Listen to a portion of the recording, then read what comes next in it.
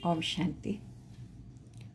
आज के अव्यक्तवाणी 24/1/1970। ব্রাহ্মণদের প্রধান কারবার সমর্পণ করা আর করানো। তো মুরলিটা এখন কন্টিনিউ হচ্ছে। তো বাবা বলছেন,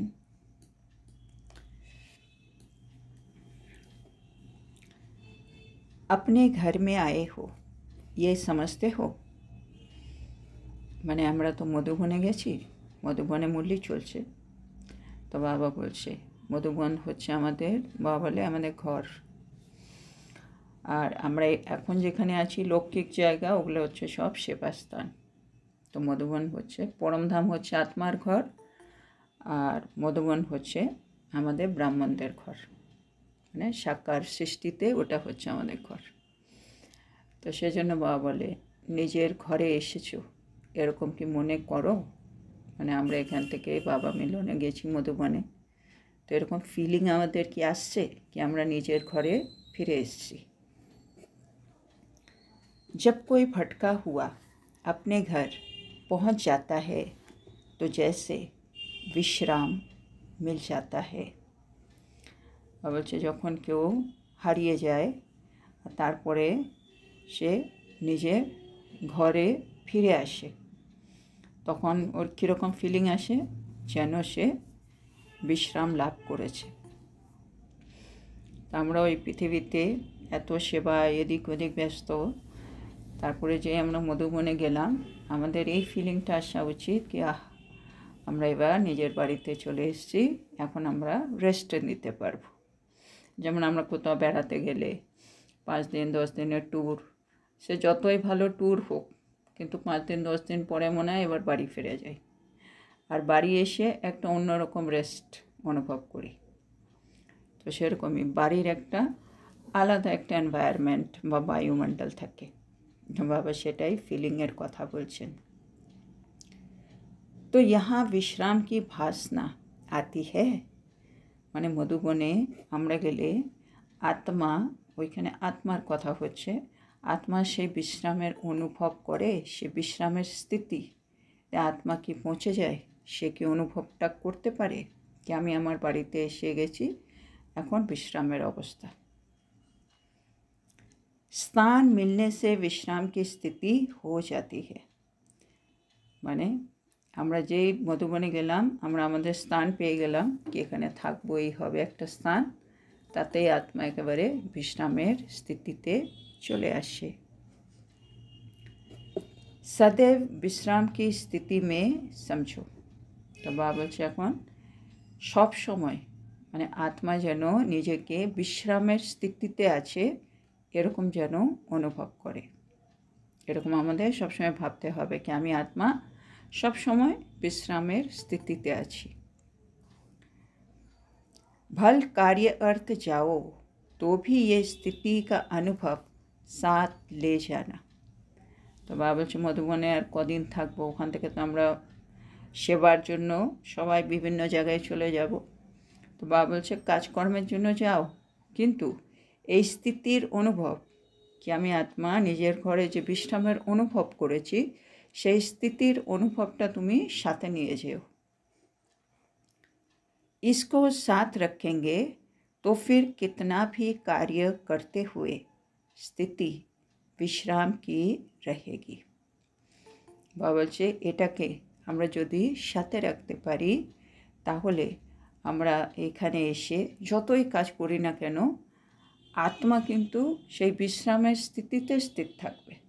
যে ওইখানে গিয়ে যে অনুভব হয়েছে সেই অনুভবটাকে বাবা বলছে একেবারে পার্মানেন্ট করে রাখো সর্বদার জন্য। তারপরে তুমি যে কোনো কাজ করো আত্মা সেই বিশ্রামের স্থিতিতে স্থিত হয়ে সব কাজগুলো করবে। विश्राम अवस्था में शांति सुख का अनुभव होता है। আর এই বিশ্রামের অবস্থাতেই আত্মা শান্তি আর সুখের অনুভব করবে। अपने में जब शक्ति आ जाती है तो फिर वातावरण का भी असर अपने पर नहीं होता है। এটা একটা বাবা ইম্পর্টেন্ট লাইন বলছে কি যখন নিজের মধ্যে শক্তি চলে আসে, হ্যাঁ, আত্মা যখন নিজের মধ্যে শক্তি অনুভব করে তখন এই বাতাবরণ মানে পরিবেশের কোনো প্রভাব কিন্তু আর আত্মার উপরে পড়ে না। মানে আত্মা বিশ্রামের অবস্থায় আছে, ও শান্তি সুখের অনুভব করছে, ও নিজের মধ্যে শক্তির অনুভব করছে। এখন আশেপাশের পরিবেশ মানে খুব নেগেটিভ হোক, কোনো ভালো নয়, এরকম পরিবেশে থাকলেও আত্মা কিন্তু আত্মার মধ্যে সে বায়ুমণ্ডলের ইফেক্ট, পরিবেশের ইফেক্টটা কিন্তু আর পড়ছে না। लेकिन हमारा असर वातावरण पर रहे, কিন্তু আত্মার প্রভাব সেটা কিন্তু বায়ুমণ্ডল বা পরিবেশের উপরে কিন্তু পড়ে যাবে, হ্যাঁ না? আমি আত্মা শান্তস্বরূপ স্থিতিতে সামনে কেউ ঝগড়া করছে, কেউ অপমান করছে, সে যে যাই করছে, কিন্তু আমার মধ্যে তার কোনো প্রভাব নেই। অথচ আমি যে শান্তিতে বসে আছি, আস্তে আস্তে সে শান্তির ভাইব্রেশনটা আশেপাশে যে নেগেটিভ কাজগুলো করছে তাতে উপরে পড়তে শুরু হবে। আর আস্তে আস্তে দেখা যাবে তারাও আস্তে আস্তে শান্ত হয়ে যাচ্ছে বা যে যা করছিল ওটা ছেড়ে দেবে। তো মানে ওদের প্রভাব আমার উপরে নয়, মানে পরিবেশে যা কিছু হচ্ছে পরিস্থিতি বা বিঘ্ন, তার প্রভাব আমার উপরে নয়, বরং আমার প্রভাব তাদের উপরে পড়া উচিত। এবার বা প্রশ্ন করছে, সর্বশক্তিমান वातावरण है या बाप? মানে সর্বশক্তিমানটা কে, পরিবেশ না বাবা? जबकि सर्वशक्तिमान बाप के बच्चे हो तो फिर वातावरण आपसे शक्तिशाली क्यों? বাবার এটা একটা সুন্দর প্রশ্ন। বাবা বলছে আমরা হচ্ছি সর্বশক্তিমানের বাচ্চা, সন্তান। যখন আমরা সর্বশক্তিমানের সন্তান, তাহলে পরিবেশ কি করে আমাদের থেকে শক্তিশালী হয়ে যায়? সর্বশক্তিমানের সন্তান আমরা হচ্ছি, মাস্টার সর্বশক্তিমান।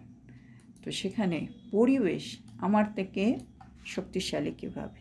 তার মানে পরিবেশের প্রভাবটা আমার উপরে কী করে পড়ে? আমি তো তার থেকেও বেশি পাওয়ারফুল। তো সেটা বাবা আমাদেরকে একটু বোঝাচ্ছেন। अपनी शक्ति भूलने से ही वातावरण का असर होता है। আর এরকম কেন হয়? মাঝে মাঝে তো এরকম হয়ে যায় কি আশেপাশের বায়ুমণ্ডল নেগেটিভ থাকলে হঠাৎ আমিও সে নেগেটিভ ইফেক্টের মধ্যে ঢুকে যাই। তো বাবা বলছে এরকম কেন হয়? কেন আমরা নিজের শক্তিকে ভুলে যাই, আর সেই জন্য বায়ুমণ্ডল যে আছে তার প্রভাব আমাদের উপরে পড়ে যায়। তাই না? আমি আত্মা যদি ভুলেই যাই আমি শান্তস্বরূপ, তাহলে আশেপাশে অশান্তি দুঃখ সেগুলোই আমার মধ্যে ঢুকে যাবে, আমিও দুঃখী হয়ে যাব, আমিও অশান্ত হয়ে যাব। কেন আমি ভুলেই যাচ্ছি আমি আত্মা শান্তস্বরূপ ছিলাম। তো আমি নিজের গুণ শক্তিগুলো ভুলে গেলেই আমার আশেপাশে যে বায়ুমণ্ডল তার প্রভাবটা আমার উপরে চলে আসে। এবার বাবা কত সুন্দর একটা এক্সাম্পল দিচ্ছেন। जैसे डॉक्टर कोई भी बीमारी वाले पेशेंट के आगे जाएगा तो भी उनको असर नहीं होगा, है ना? একেবারে ঠিক কথা। কোনো ডাক্তার কোনো পেশেন্টের কাছে যাচ্ছে, হ্যাঁ, রোগীর কাছে যাচ্ছে, কিন্তু সে ডাক্তারের উপরে কিন্তু সে রোগীর কোনো প্রভাব কিন্তু পড়ে না, হ্যাঁ না? রোগী অনেক দুঃখে আছে, ওর কোনো এমন অসুখ হয়ে গেছে যেটা ছড়িয়ে যাবে, কিন্তু ডাক্তার তো তাদেরও তো ট্রিটমেন্ট করে, কিন্তু ডাক্তার তো অসুস্থ হয়ে পড়ে না ট্রিটমেন্ট করছে বলে। এই করোনার সময় এরকম ভাইরাস আমরা কত ভয়ে ভয়ে ছিলাম, কিন্তু তখনও তো কত ডাক্তাররা সে ট্রিটমেন্টগুলো করেছে, সবাই কি আর অসুস্থ হয়ে গেছে? তো এটাই বা একটা সুন্দর কথা বলছে, মানে আমি তার সাথে থাকলেও তার ইফেক্টটা আমার উপরে পড়বে না। এটা হয় স্থূল জগতেই হচ্ছে, ডাক্তারদেরকে নিয়ে বাবা বোঝাচ্ছেন। তাহলে আমাদের হচ্ছে সূক্ষ্ম, ওদের হচ্ছে ডাক্তার আর পেশেন্ট, আর আমাদের হচ্ছে সূক্ষ্ম। সামনে যে আত্মা আছে সে রোগী। বাবা তো বলে 5 বিকার নিয়ে আত্মা, প্রতিটা আত্মা রোগী, আমরাও রোগী। কেউ বেশি কেউ কম নাম্বারবার। তো আত্মা রোগী হয়ে রয়েছে এই সময়, সেজন্য প্রতিটা আত্মাই কিছু না কিছু করবে, কিন্তু তার ইফেক্ট, তার প্রভাব আমার উপরে কেন পড়বে? তাহলে মানে আমরা হচ্ছি ডাক্তার, সে ডাক্তারের কনসিয়াসনেসে থাকলে সামনে যে আছে সে হচ্ছে পরবশ আত্মা, পরবশ আত্মার ইফেক্ট আমার উপরে যেন না পড়ে, এটা আমাদের একটু খেয়াল রাখতে হবে। তো বাবা বলছে वैसे ही अपनी स्मृति रखकर সার্ভিস करनी है। তো বাবা বলে দিলেন এইরকমই নিজের স্মৃতি রেখে সার্ভিস করতে হবে। মানে আমি যে কোনো সেবা করছি বা আমরা বাড়িতে আছি সেটাও সেবা স্থান, আমি সেখানে নিমিত্ত আত্মা, সেবাধারী, আমি সেবা করছি, কিন্তু আশেপাশে যে আত্মা আছে সকলেই কোনো না কোনোভাবে রোগী, কিন্তু তাদের রোগের মানে কোনো প্রভাব কিন্তু আমার উপরে আর পড়বে না, তাই না? কারোর মধ্যে লোভ আছে, কারোর মধ্যে মোহ আছে, কারোর মধ্যে কাম বিকার থাকতে পারে, কারোর মধ্যে ক্রোধ থাকতে পারে, কারোর মধ্যে দেহ অভিমান থাকতে পারে, কারোর মধ্যে আলস্যল বেলাপন থাকতে পারে, কারোর মধ্যে পরচিন্তন, পরনিন্দা, মানে যে কোনো রকম নেগেটিভ থাকতেই পারে তাদের মধ্যে, কিন্তু আমার উপরে তার কোনো এফেক্ট পড়বে না। বলছে সেই স্মৃতিটা রেখে তুমি সার্ভিস করো। তাহলে আমাদের এটা একটা पुरुषार्थ खूब इम्पोर्टेंट पॉइंट। तो ये अपने में शक्ति रखो कि हमें वातावरण को बनाना है, न कि वातावरण हमको बनावे।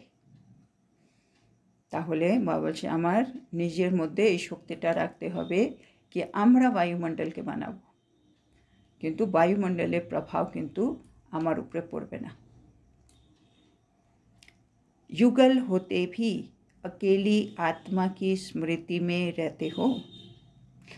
बाबा বলছে আমরা তো বাবা হচ্ছে আমাদের যুগল, है ना, কম্প্যানিয়ন, আমরা কম্বাইন্ড। তো যুগল হয়েও আমি যে আত্মা, আত্মা আবার একাও, বাবা বলে যুগলের স্মৃতিতেও থাকতে হবে, আবার আমি আত্মা একা এসছি একা যাব সেটা স্মৃতিতেও থাকতে হবে। তো বাবা বলছে যুগল হয়েও আমি একা आत्मा সেই স্মৃতিতেও কি আমি থাকি? आत्मा अकेली है ना, आत्मा तो सब समय एका। अगर आत्मा को संबंध में आना भी है तो किसके हैं? আত্মাকে যদি কোনো সম্বন্ধেও আসতে হয় তবে সেটা কার সঙ্গে আত্মা সম্বন্ধে আসবে? এক সে। আমাদের তো এখন সব সম্বন্ধ হচ্ছে একজনের সাথে। तो एक से दो भी बनना है, बाप और बच्चे। तो আমি আত্মা একা এসছি একা যাব সেটা একটা, আর দ্বিতীয় আমাকে যদি কারোর সাথে সম্বন্ধ করতে হয় তাহলে সেটা হচ্ছে একমাত্র বাবা। তাইলে আমি আর বাবা, সন্তান আর বাবা, তো আমরা দুইজন হয়ে গেলাম। আমি একা আত্মা আর সম্বন্ধে এলে বাবার সাথে। तीसरा कोई संबंध नहीं। তৃতীয় আমার জীবনে আর কারোর সাথে কোনো সম্বন্ধ নেই। सर्व संबंध को एक से जोड़ना है। আমাদের সর্ব সম্বন্ধ কিন্তু একজনের সাথেই জুড়তে হবে। হ্যাঁ, উনি আমার মা, উনি আমার বাবা, উনি আমার বন্ধু, উনি আমার টিচার, উনি আমার সদ্গুরু, উনি আমার কম্প্যানিয়ন, হ্যাঁ, সাজন, উনি আমার বন্ধু, সব কিছু উনি, উনি আমার সন্তান। তো সব সম্বন্ধ ওনার আমার সাথে, বা আমার সব সম্বন্ধ ওনার সাথে। एक से दूसरा, তাহলে एक से दूसरा शिव बाबा, इस स्थिति को ही ऊंच स्थिति कहा जाता है। তো বাবা বলছে যখন আমরা বাবার সাথে সর্বসম্বন্ধ রাখবো আমি আর বাবা, তাহলে এই স্থিতিটাই হচ্ছে উঁচু স্থিতি। উঁচু স্থিতি মানে আমার জীবনে আর অন্য কোনো দেহধারীর কোনো জায়গা নেই, আমি আত্মা, আমার সাথে বাবা, বাস এইটুকুনি। तीसरी कोई भी चीज़ देखते हुए देखने में न आए। আর তৃতীয় কোনো জিনিসই আমরা যেন দেখেও যেন না দেখি। আজকে সাকার মূল্যতেও বাবা এটাই বলেছেন না, উঁচি মঞ্জিল, হচ্ছে শুধু বাবাকে স্মরণ করা, আর কোনো দেহধারীকে যেন আমি না দেখি, মানে দেহ অভিমান যেন ভেঙে যায়। বাবা বলেছে না, দেহ অভিমান যেন না থাকে, নিরন্তর তোমার দেহি অভিমানী অবস্থা যেন থাকে, সেটাই হচ্ছে উঁচু স্থিতি। এক বাবা ছাড়া আমার স্মরণে আর কেউ নেই। তো এখানে বাবা ওটাই পাকা করাচ্ছে। এছাড়া আমি যা কিছু দেখছি সেগুলো যেন কিছুই দেখছি না। अगर देखना है तो भी एक को बोलना भी उनसे, মানে আমার যদি কিছু দেখার ইচ্ছে করছে তাহলে আমি দেখব একজনকেই, বাবাকে। যদি আমার মনে হচ্ছে কারোর সাথে কথা বলার দরকার, তাহলে কার সাথে বলবো? বাবাকেই, একজনকেই। ऐसी स्थिति रहने से ही माया जीत बनेंगे। যদি আমি এরকম স্থিতি রাখতে পারি কি সব কিছুতে আমি বাবাকে আগে রাখবো, যাকে বলার আগে বাবাকে বলবো, তারপরে আমি অন্যজনকে বলবো, মানে সব কিছুতে বাবা আগে থাকবে। এরকম যদি আমরা থাকতে পারি, বাবা বলছে আমরা হয়ে যাব মায়াজিত। जो मायाजीत बनते हैं वो जगतजीत बन जाते हैं। যারা মায়াকে জিতে নেবে তারা কিন্তু পুরো বিশ্বকেই জিতে নেবে, হ্যাঁ না? সেজন্য দেবতারা মায়াজিত আর জগৎজিত, সেজন্য আমাদেরকেও তো দেবতা হতে হবে, সেজন্য এখন থেকেই মায়াজিত আর जगतजीत। ये शुद्ध स्नेह सारे कल्प में एक ही बार मिलता है। তো বাবা বলছে বাবার সাথে আমাদের হচ্ছে শুদ্ধ স্নেহ, আর এটা মানে সমগ্র কল্পে কিন্তু আমরা একবারই পাই, হ্যাঁ না? আত্মা পরমাত্মা, এই শুদ্ধ স্নেহ এটা একবারই সঙ্গম যুগে পাওয়া যায়। সত্য যুগে আমরা দেবতা হব, কিন্তু আত্মা আর আত্মা। তো বাবা বলছেন ऐसे स्नेह को हम पाते हैं ये सदैव याद रखना है। মানে আমরা এই সঙ্গম যুগে এত শুদ্ধ একটা স্নেহ পাচ্ছি যেটা আমরা পুরো সমগ্র কল্পে আর পাবো না, এটা কিন্তু সর্বদা স্মরণে রেখো। তাইলে কি হবে? আমাদের ফুল অ্যাটেনশন বাবার দিকে থাকবে। অন্য সব আত্মাদেরকে আমরা কোনো না কোনোভাবে পুরো কল্পের মধ্যে তো পাবোই, সত্যযুগ থেকে কলিযুগ অবধি, কিন্তু বাবার সেই শুদ্ধ স্নেহ আর পাবো না। তো সেজন্য এটা সবসময় স্মরণে রাখতে হবে। जो कोई को प्राप्त नहीं हो सकता है वो हमें प्राप्त हुआ है। মানে আমরা ব্রাহ্মণ বাচ্চারা ছাড়া এই শুদ্ধ স্নেহ তো আর কেউ পায় না, না? জন্য যেটা কেউ পাচ্ছে না সেই জিনিসটা আমরা কিন্তু পেয়েছি। इसी नशे और निश्चय में रहना है। তো এই নেশা আর নিশ্চয়ে আমাদেরকে থাকতে হবে। দিল্লি মে কামাল কব করেঙ্গে। হ্যাঁ, ওখানে নিশ্চয়ই দিল্লির ভাই বোনেরা ছিল আত্মারা, সেন বাবা বলছে দিল্লি তোমরা কামাল কবে করে দেখাবে। দিল্লি কা আওয়াজ হি চারো ওর ফেলতা হে। দিল্লিতে ওঠা আওয়াজ চতুর্দিকে কিন্তু ছড়িয়ে যায়। दिल्ली में नाम वाला होना भारत में नाम वाला होना है। তো দিল্লিতে যদি নাম ছড়িয়ে যায় তার মানেই হচ্ছে ভারতের নাম ছড়িয়ে গেছে। इतनी जिम्मेवारी दिल्ली वालों को उठानी है। সেজন্য এই দায়িত্বটা এখন দিল্লির যারা এসছেন ভাই বোনেরা তাদেরকে বাবা বলছে কিন্তু নিতেই হবে, মানে তাদেরকে কিছু কামাল করে দেখাতে হবে সেবার মধ্যে, তাহলে সে আওয়াজটা চতুর্দিকে ছড়িয়ে যাবে। তো বাবা চাইছেন এই দায়িত্বটা দিল্লির ভাই বোনেরা নেক। সময় কম হে সার্ভিস বহুত হে। হ্যাঁ, সময় কিন্তু খুব কম, সার্ভিস কিন্তু এখনও অনেক বাকি।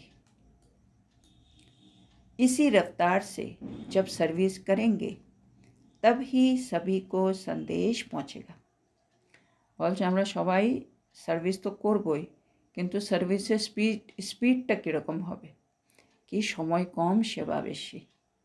তো সেটা মনে রেখে আমাদের স্পিডটাকে বাড়িয়ে রাখতে হবে, তাহলে আমরা সকল আত্মার কাছে বাবার যে খবর সেটা কিন্তু পৌঁছে দিতে পারব। বাবার যে সন্দেশ যেটা আমাদেরকে দিতে হবে। कोई को धनवान बनाने के लिए मौका देना भी महादान है ना। মানে কাউকে যদি আমি ধনবান বানিয়ে দিতে পারি, এরকম একটা সুযোগ করে দিতে পারি, এটাও তো আমি একটা মহান দান করছি, হ্যাঁ না।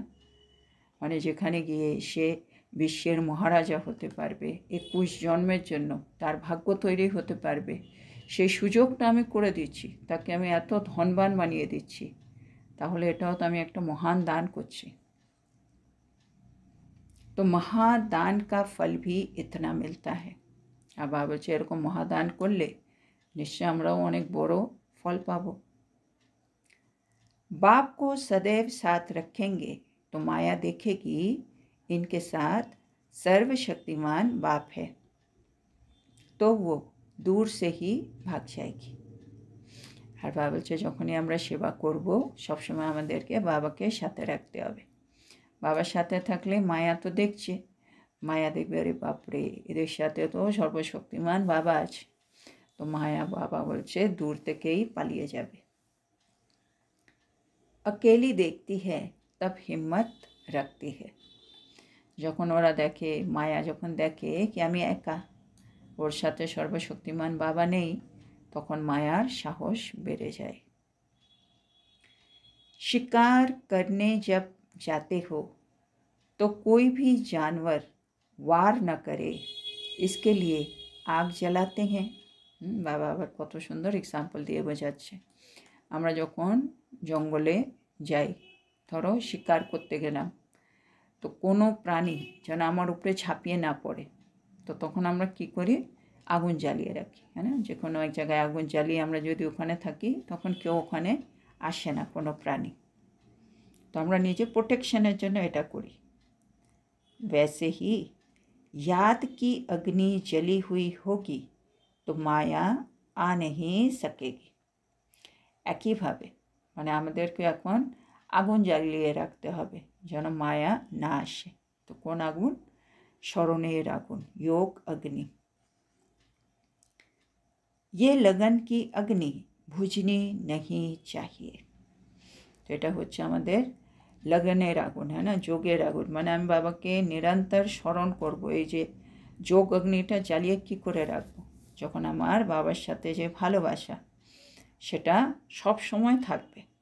মানে আমার ভালোবাসায় একজনই, যখন ওই একজন চলে আসবে তখন এই আগুনটা সবসময় জ্বলবে, নাহলে তো আগুনটা মাঝে মাঝে নিভে যাবে। অন্য দেহধারী প্রতি আমার যদি ভালোবাসাটা যায় তাহলে ওই আগুনটা নিভে গেল। আর যদি শুধু বাবার প্রতি থাকে আমার সব ভালোবাসা, তখন এই আগুনটা কন্টিনিউ জ্বলছে। সেটা বাবা বলছে লগন কি অগ্নি বুঝনি नहीं चाहिए। কেন এটা ওদের নিভে যায়, ওই মায়া বসে আছে, মায়া চলে আসবে, সেজন্য এই আগুনটাকে আমাকে জ্বালিয়ে রাখতে হবে। साथ रखने से शक्ति आपे ही आ जाएगी। বাবা বলছে যদি আমি বাবাকে সাথে রাখি, এই যোগ অগ্নিটা সবসময় জ্বলে থাকে, তাহলে আমাদের মধ্যে কিন্তু শক্তি আপে হি চলে আসবে, নিজে থেকেই চলে আসবে। ফির বিজয় হি বিজয় হে। আর তারপরে আমাদের বিজয় আর বিজয়। বাবার সাথে থাকলো, আমার মধ্যে শক্তি ভরে গেল, সে স্মরণের আগুন জ্বলছে, মায়াও আসতে পারছে না, এরকম একটা সুন্দর স্থিতিতে তো আমার আত্মা সবসময় বিজয়ী আত্মা। আজকে বাবা বরদানেও বললেন না মহাবীর বিজয়ী আত্মা। তো মহাবীর কারা? যারা সবসময় বাবাকে সাথে রাখে। সেজন্য তাদের জন্য যখনই কোনো পেপার আসে তারা খুশি হয়, কেন জানে এখন আমি তো বিজয়ী হবই। তো বাবা এখানেও একই কথা বলছেন। তো আজকে আমরা এখানেই থামব।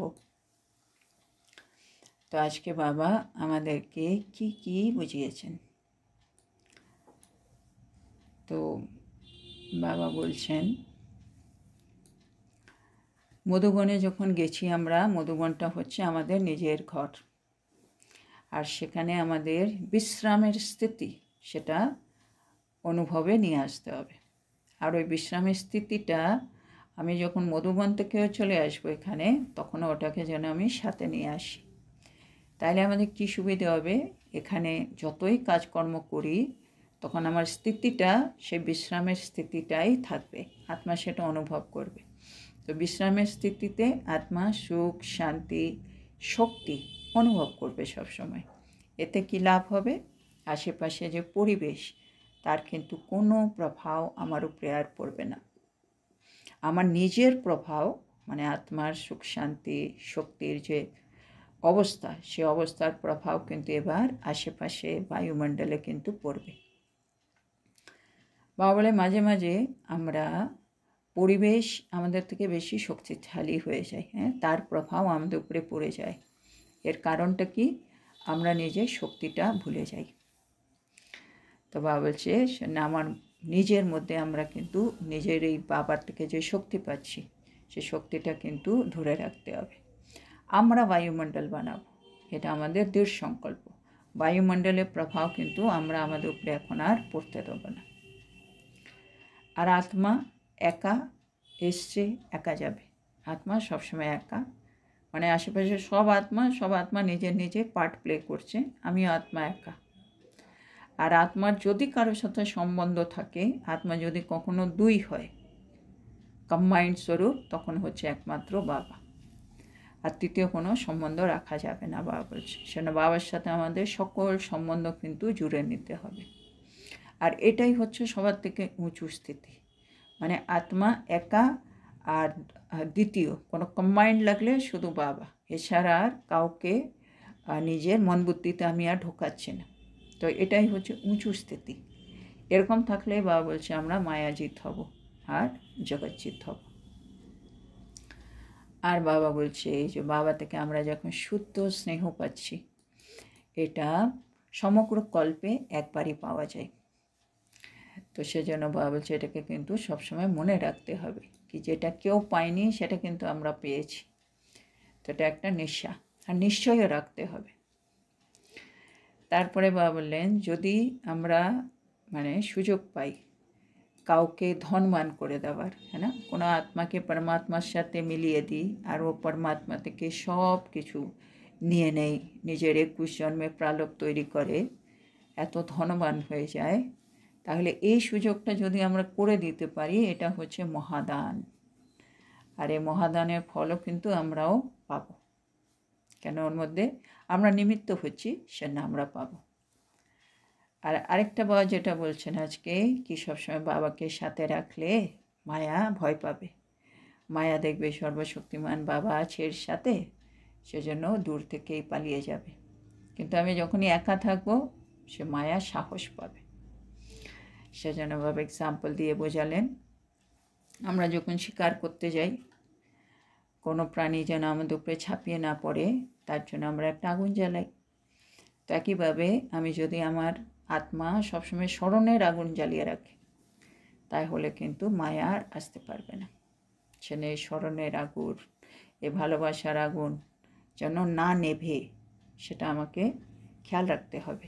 তাহলে নিজে থেকে আত্মা শক্তি পাবে, আর তারপরে আত্মার বিজয় হবে।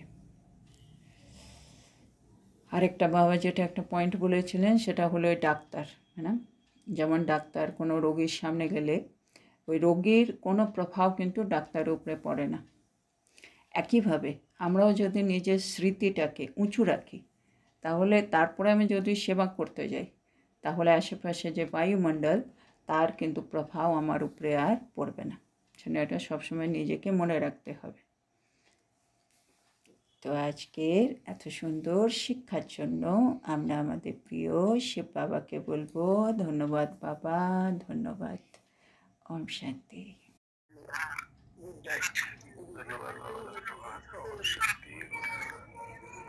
শান্তি। ধন্যবাদ বাবা, ধন্যবাদ, থ্যাংক ইউ।